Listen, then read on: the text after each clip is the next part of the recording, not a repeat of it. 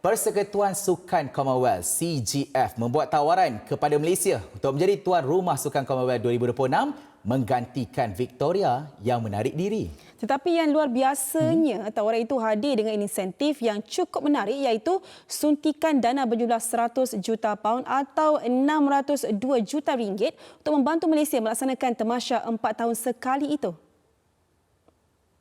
Susulan daripada pelawaan rasmi CGF kepada Majlis Olimpik Malaysia MOM dan Persatuan Sukan Commonwealth CGA Malaysia bulan lalu, MOM sudah memulakan perbincangan bersama Kementerian Belia dan Sukan KBS untuk mempertimbangkan tawaran berkenaan. Menurut Presiden CGA Malaysia Tan Sri Nur Zakaria dalam kenyataan pada Isnin berkata, CGA Malaysia berpendapat kerajaan Malaysia harus mempertimbangkan peluang sekali seumur hidup ini beserta sokongan dan pelaburan berkaitan yang akan membina kejayaan Kuala Lumpur 98 dan meletakkan Malaysia kembali berada di peta sukan dunia. Nurza selanjutnya berkata dengan fasiliti berkelas dunia sedia ada, Malaysia serba lengkap untuk menjadi tuan rumah temasya antarabangsa Commonwealth yang membabitkan 74 negara Commonwealth dan wilayahnya. Penganjuran akan membabitkan perbelanjaan kerajaan yang minimum dan membawa faedah sosioekonomi ketara kepada negara. Ia juga bakal meningkatkan taraf sukan Malaysia seperti apa yang berlaku selepas tamasya 98. Untuk tujuan itu, CGF dan CGA Malaysia sudah menawarkan cadangan yang menarik kepada kerajaan Malaysia. Dan pada Sabtu, Menteri Belia dan Sukan Hannah Yeoh berkata kementerian sedang menyediakan kertas Kabinet meliputi hasil kajian mengenai pelbagai aspek penganjuran sukan itu untuk diserahkan kepada Jemaah Menteri bagi membuat sebarang keputusan.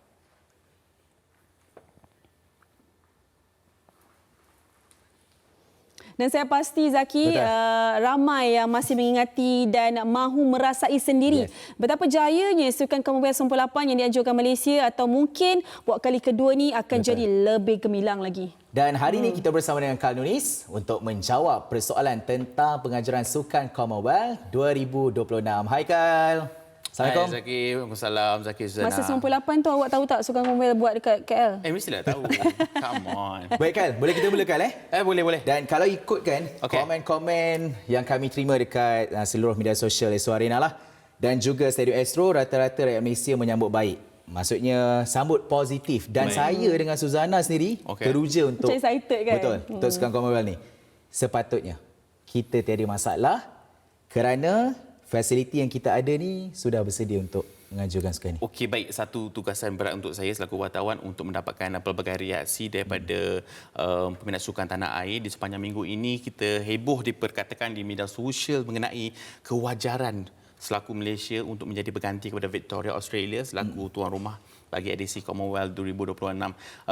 Pelbagai reaksi pro dan kontra untuk saya dapat kongsikan bersama dengan kalian semua melihat sejauh mana kewajaran dan saya boleh katakan untuk simpulkan perkara ini begitu subjektif namun hasil daripada suara daripada pemain industri sukan negara ini mereka rata-ratanya mengalu-alukan peluang sekali dalam semua hidup ini untuk kita ambil dan memberi manfaat orang panggil pelbagai aspek daripada ekonomi maupun daripada orang cakap hasil daripada penganjuran Sukan Commonwealth yang cukup berprestij ini. Ramai yang mengatakan cukup ke masa sejauh mana dana yang diberikan ataupun ada yuran untuk menganjurkan segalanya sudah pun terjawab menerusi surat pengeliling yang dikongsikan di laman X saya sebentar tadi di Astro Arena juga rata-rata sudah pun sedikit boleh membuatkan mereka terfikir sebenarnya kewajaran yang cukup luas untuk Malaysia menganjurkan menjadi tuan rumah kepada Sukan Commonwealth pada kali ini.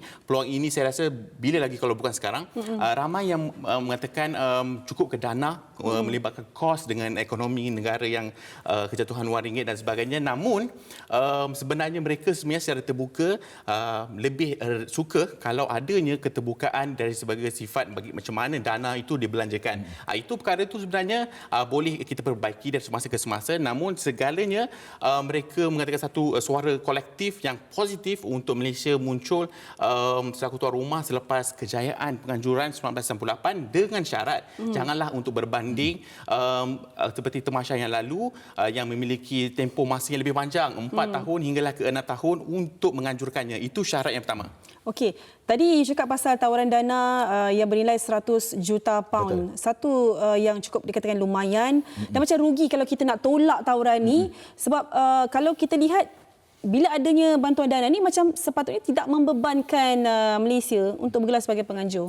Ya, ramai yang salah anggap dengan jumlah yang ditawarkan itu. Janganlah banding dengan satu tuan rumah yang seperti kebiasaan cara tradisinya membina infrastruktur dan sebagainya. Betul. Namun penganjuran yang ditawarkan pada kali ini ianya tidak melibatkan satu pembinaan infrastruktur yang baru, hanya untuk menjadi melancarkan satu tuan rumah yang berskala sederhana namun memiliki mengambil kesempatan daripada fasiliti yang terbaik di dunia. Kita tahu kan PSM antara badan yang bertanggungjawab untuk melengkapkan fasiliti sukan terbaik di negara. Kita boleh dapatkan velodrome yang terbaik di Malaysia iaitu dinilai. Kita ada stadium bola sepak, stadium hoki dan sebagainya.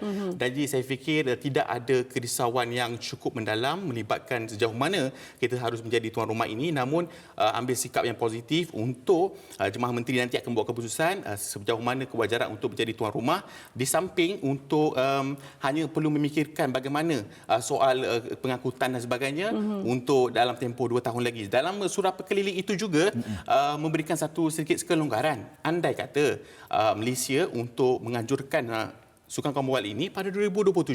Itu sedikit kelonggaran. Sebab waktu ini kita hanya berbicara mengenai 2 tahun terlebih dahulu. Kalau kita sempat, why not? Betul.